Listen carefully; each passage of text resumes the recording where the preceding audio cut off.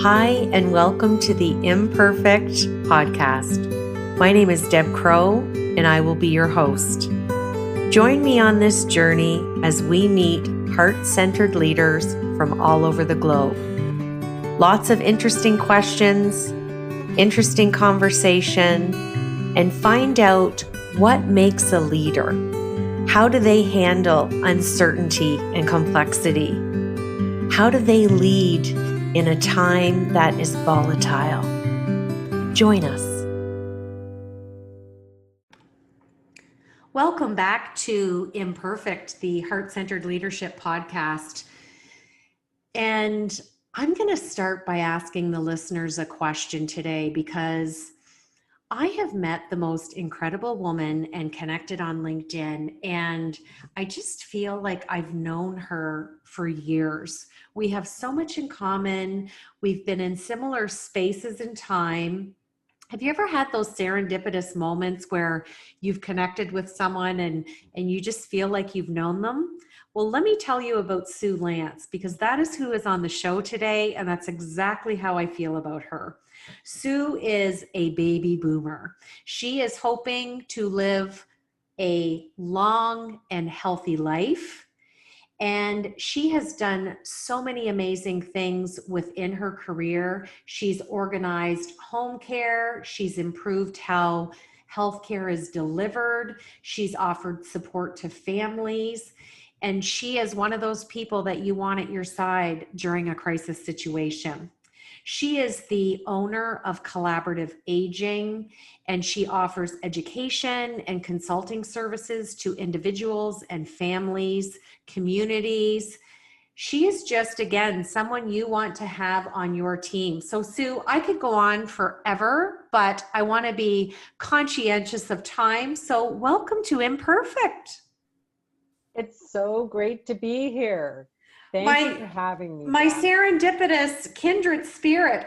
We chuckled before we hit record that we haven't met, but I'm so glad we've crossed paths, and I can't even tell you how delighted I am to interview you because we have so much in common. So if you're ready, I am ready to dig in and ask you some leadership questions. I am ready, Deb. Let's go. Let's do it. So my first question is, I would love for you to share with the listeners, where does your love come from for the aging population? My passion and love for the aging population, I now understand, really came from my beautiful relationship with my grandparents on my father's side. I had the opportunity to know them very well through my life and through theirs, because I lost my father and my grandparents on my mother's side very young in my life. By the time I was 12, we'd lost all three of them. So my grandparents on the Lantz side were dear, dear, almost like parents as well to me. I was the eldest grandchild.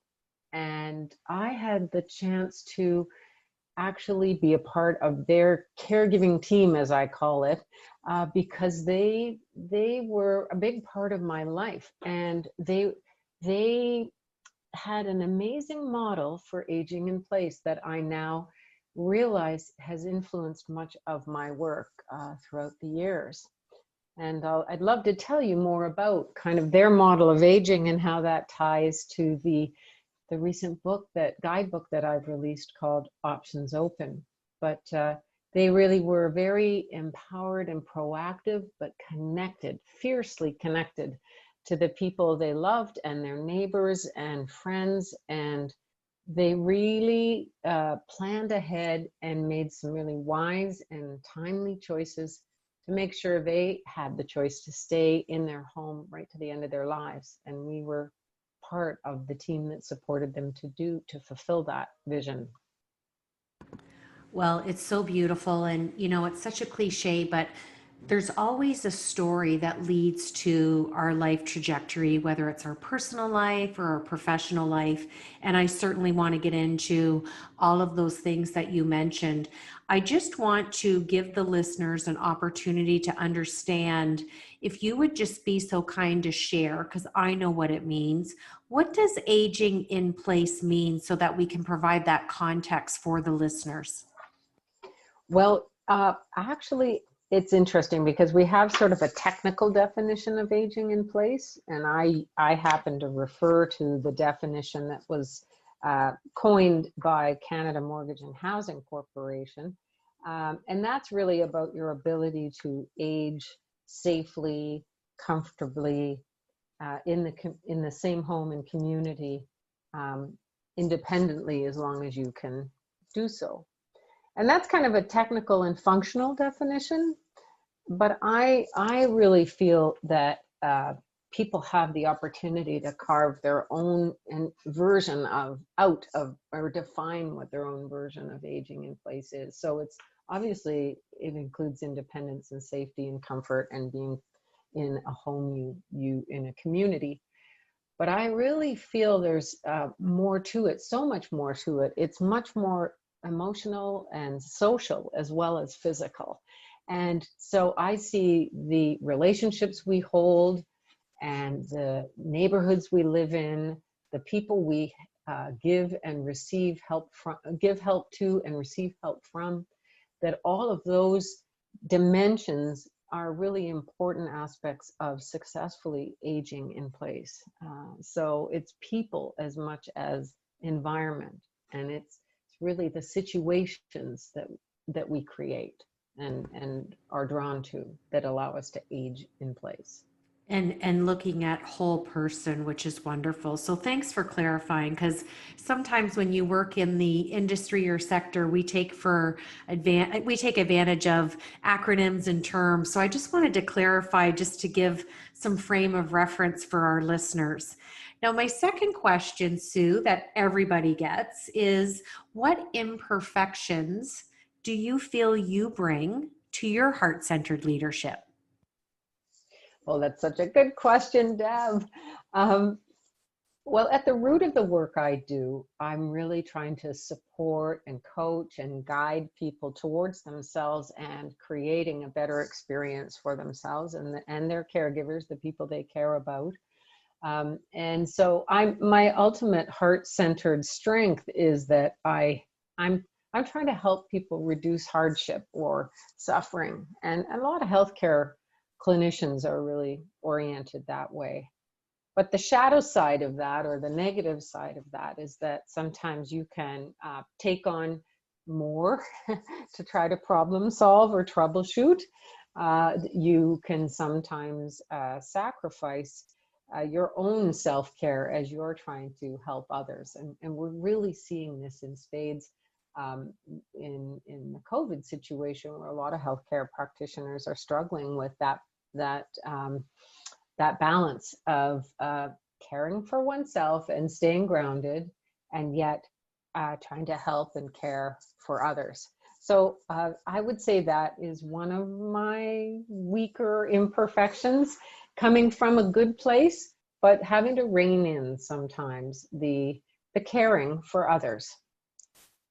Well, and I've been a caregiver like you have, and it is a delicate balance, because we can't really bring our whole healthy self to the role of caregiving if we're burning the candle at both ends. So fully relate to you on that. And all we can do is try. And each day I encourage people to put their self-care as part of their morning routine and make it non-negotiable, because we can't keep withdrawing emotionally and be in overdraft and expect to show up and be our best self. So I'm giving you a virtual high five, Sue, for trying every day, and that's the best that we can do, right? Well, and it's a learning process. Like, one of the things I've learned is that for me, the most grounding thing to do is something called restorative yoga. And it is a meditative yoga where you have props and bolsters and supports, and you really open your body up, and you really turn down all the reactive nervous system stuff, and you really rest and fully restore your sort of nervous system. And after an hour of that, or 40 minutes, I feel like $1,000,000, and I'm I'm like, my self-care pot is filled again. And so is learning, right? How do you recharge and then carry on with your passion work? Well, Sue, I'm giving you another virtual high five because I'm a yoga teacher. So I am very happy that that's one of your modalities for self-care, and restorative yoga is one of my favorites. And just hearing you describe, a yoga flow that is restorative, you brought me right there. And I mean, I always feel like $1,000,000 after yoga, but that is one of my favorite yoga flows to do. So I'm happy that you're doing that as a baby boomer, and that is going to get you to live long and healthy for sure. You know what? I agree. I think it is going to be part of my longevity recipe. Oh, And I we love are it. living longer, and We are. this is the mission I'm on, is to help people think about living longer and ready themselves for living longer and make some wise choices like my grandparents did to ensure that they had the choices they wanted later in life. Well, beautiful segue into my next question. You have developed a guide, which I know you released on International Seniors Day, October 1st of this year, 2020. And Hmm. you've created a guide for mapping your best aging journey called Options Open.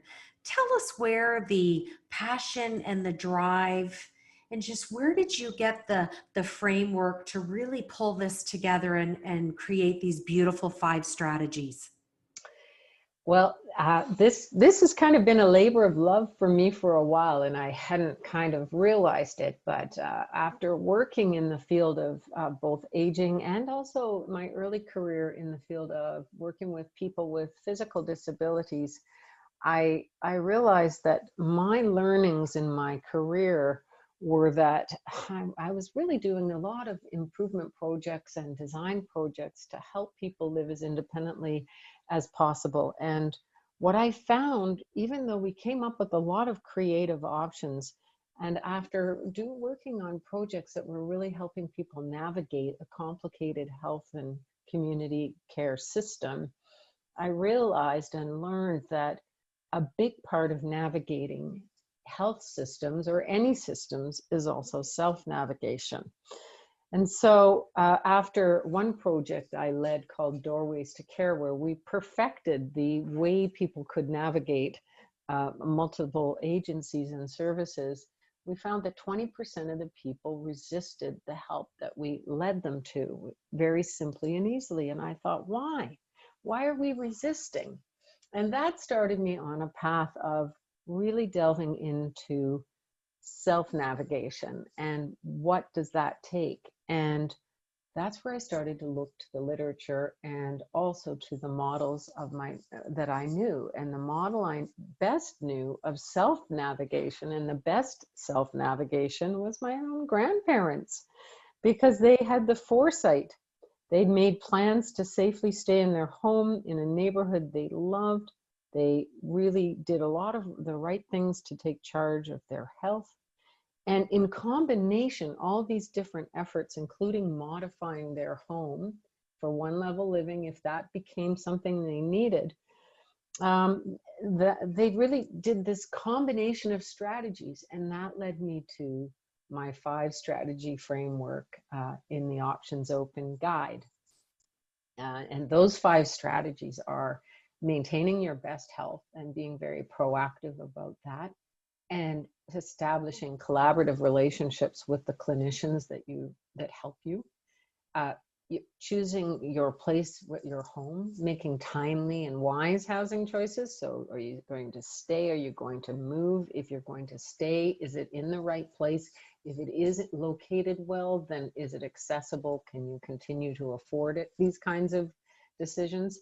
The third element is your social network. And that strategy is very much around the relationships you hold. And have you got the right supportive network, and where are they located, and how can you kind of continue to grow your social network as you age? And then your caregiving team, the fourth strategy is about really establishing in an intentional way the people that you will rely on to help you, and creating a team and preparing that team. And that's a series of conversations. It's knowing what roles you need support from. Like, for example, is it a financial advisor? Is it a lawyer? Is it a home care navigator? Is it someone who helps with logistics? All these different roles come into the mix in terms of having a team around you or creating one. And the fifth strategy is knowing your resources. And those resources are we talk a lot about financial resources, but I'm also trying to help people see resources is multifaceted. It can be insurance, it can be government funded services, it can be charitable services, it can be your own assets financially or socially. And so these 5 strategies, when you sort of look at them, they're like streams of planning and also action. But you get to tailor your choices in those areas and combine them in a way that creates your best version of aging in place.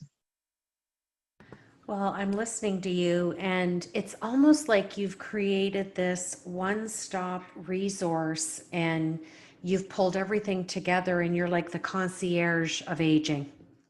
That's what I'm trying to do, Deb. That's so lovely. I am trying to bring people to this framework in a way that allows them, and there are tools in the guide, self-reflection tools, top 10 lists, to begin to reflect for themselves on what's important to them, what do they value, do they have a North Star or people that really are guiding in their life that will influence their choices.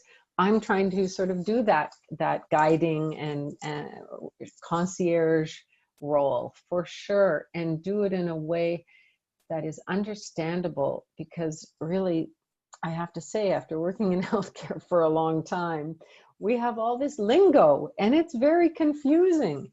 And this is what I learned with that Doorways to Care project. If we simplify the language and we make it more navigable, that allows people then to take more stewardship themselves, take more leadership. It's not so overwhelming, just even the terminology. So I'm really trying with the guide to make this information very understandable and relatable and also actionable.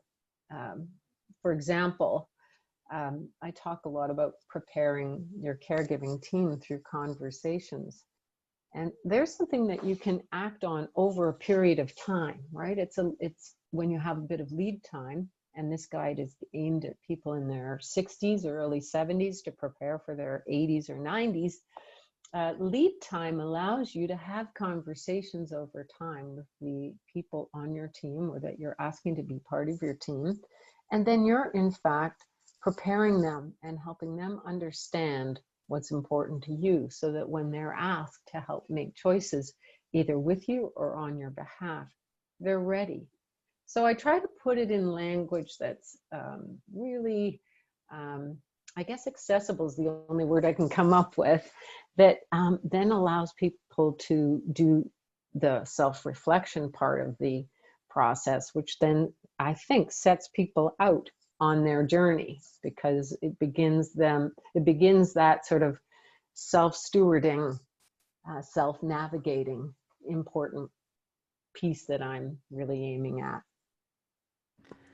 Well, I think it's phenomenal. I mean, I case managed for 23 years, and I can't even tell you what a great resource this would have been, because I used to spend copious amounts of hours on the telephone. You know, I'm old enough to say that we didn't have the internet and email, etc., when I was in the midst of case managing. So fax machines and the telephone were our modes of communication.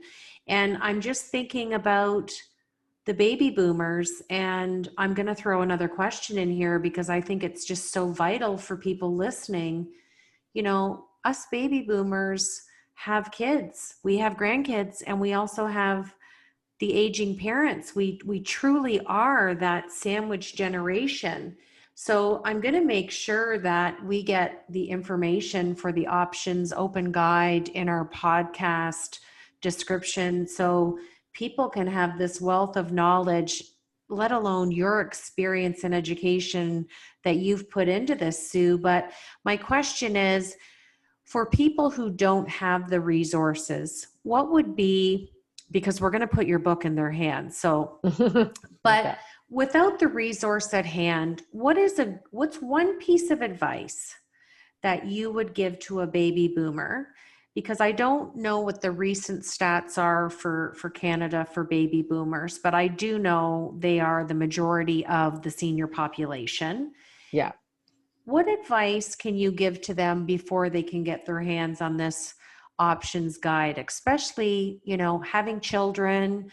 I mean, I am the next generation after the baby boomers and, have university aged children, no grandchildren yet, and aging parents. We have one left and she's going to be 94. It can be overwhelming. It can be daunting because, yes, we have the internet at our fingertips, but it's really easy to become inundated with information. So what's one piece of advice with your public administration background that you could give to someone to just start them on the journey so that it's not so overwhelming? Mm.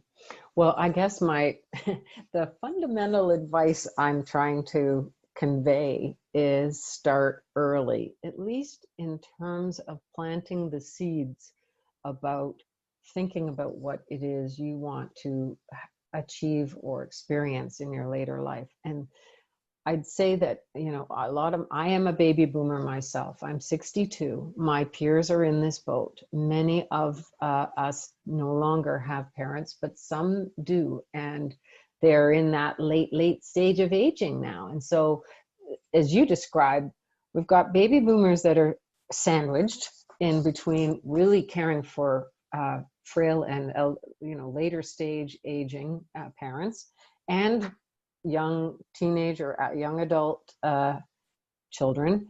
And then they're also trying to carry on working and pay the bills. And so there's sort of a kind of a tread water feeling that a lot of people have.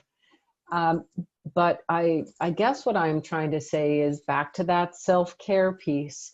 Remember that you too are going to be aging, and just start to be mindful about how you can go about having the best experience you want to have in relation to your kids, your friends, your family, your chosen family, because a lot of people have chosen family. And there are a number of aging boomers who live alone and do not have family. And that's a group of people I'm obviously very concerned about too, which is where my guide helps people sort of make some informed choices so that you're near or can help create a neighborhood network of support for yourself. And there are models for this that I get into in the guide, but just my main message of the book is start thinking early. You don't have to act early, but start thinking early enough that you can then begin that self-navigation process. And when you have a little lead time, that allows, as things change in your life, including losing your parents, there'll be more room for you to invest more in that thinking and planning. But it's kind of, as I say, with the book offers a unique kind of travel planning approach. And what I do with that is I set up the reader to understand that, like we would do with a trip we're taking, we think about, let's just say I'm going to go to Hawaii.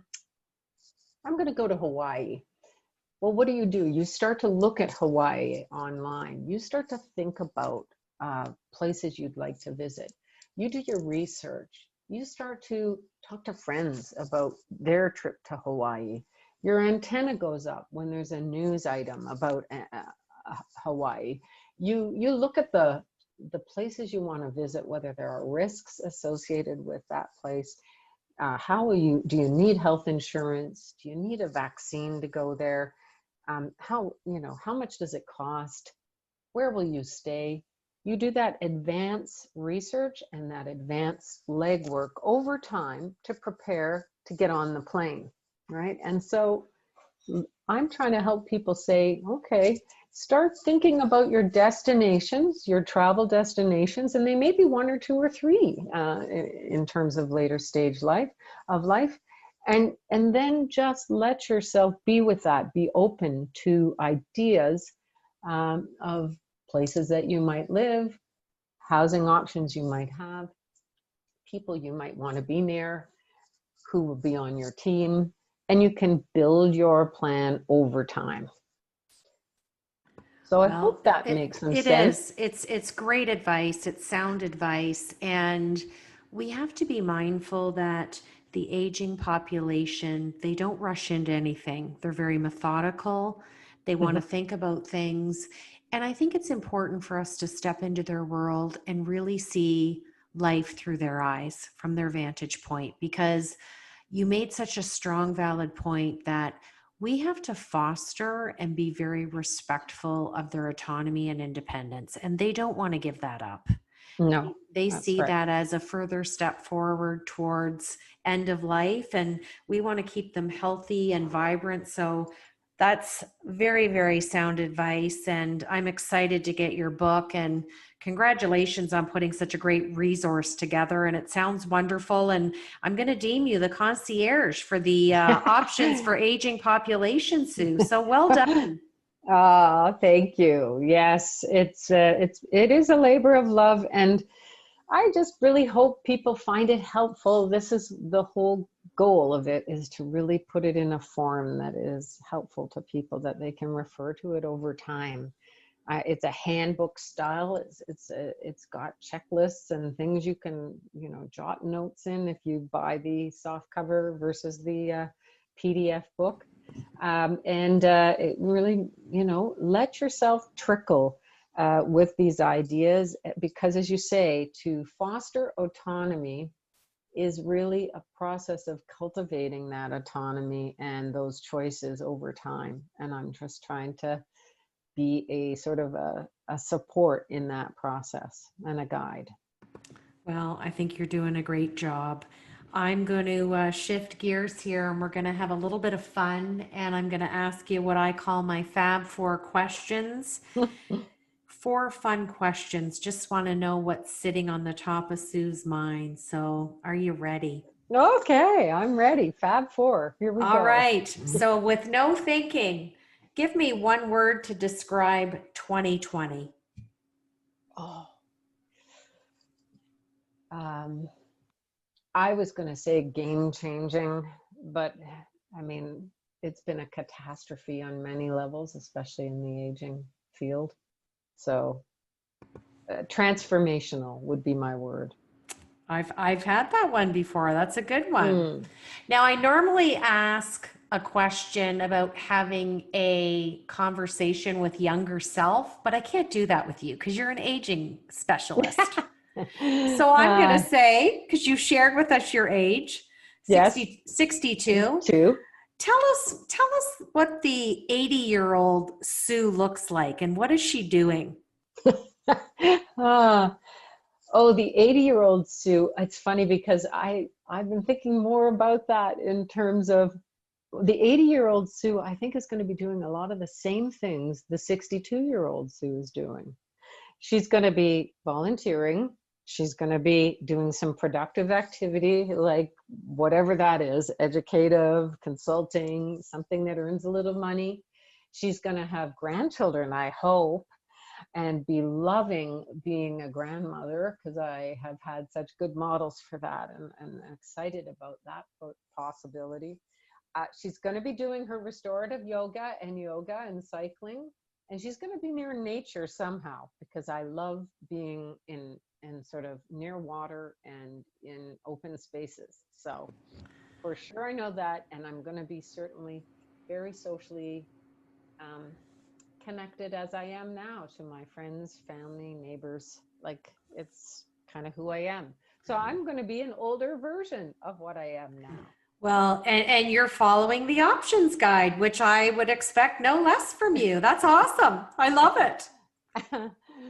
Now, if my third question is, if you had the ability to have dinner with anybody who's living or maybe who has passed, what person comes to mind first and foremost for you? Mm.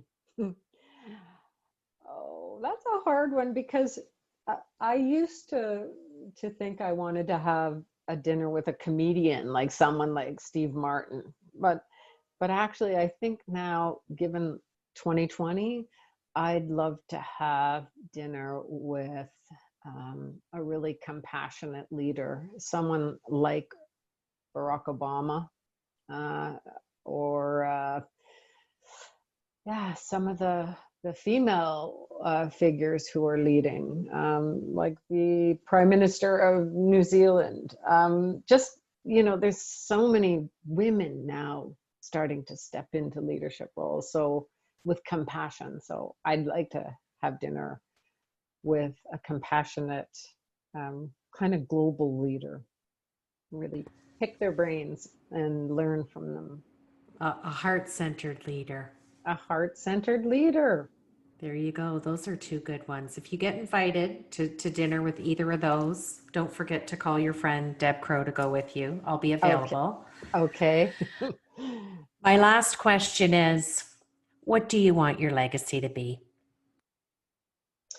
Well, I think that it seems to me, from what I'm doing at this stage of my life, that my legacy, my goal and my intention for a legacy is to do at a larger scale what my grandparents did for me, which was to model a certain way of going about aging that was positive for themselves and for the people that they loved. And I guess I'm hoping my legacy will be to help a larger number of people, and we boomers are a larger number of people, to do exactly that for themselves and for the people they love. Well, that's beautiful. And I certainly think you're well on your way to that trajectory. And, even though we're on this audio podcast, I can feel your compassion and empathy towards the aging population. So I think you've landed in the space to lead with greatness with your heart-centered leadership. And I got to say it again, I still can't believe we haven't crossed paths, but I'm certainly grateful that we have. And I just want to say thank you for sharing some time with me today and your expertise. And I look forward to sharing your book with our audience and for reading your book, and just keep on leading and serving the aging population with your heart-centered leadership. It's beautiful. Thank you so much, Deb, for offering me this opportunity to talk in this way about the work I'm doing. As you say, our paths have certainly crossed somewhere, if not eye to eye. We've worked in the same field, and I've loved our conversation. So thank you for hosting me. It's my pleasure. I love to end the podcast with my list of 5 things that I really feel help us lead a purposeful life. Follow your heart, have passion, do your best, know your truth, and always remember to be in love with the journey. This is Deb Crow. Thank you for joining me once again on Imperfect, the Heart-Centered Leadership Podcast.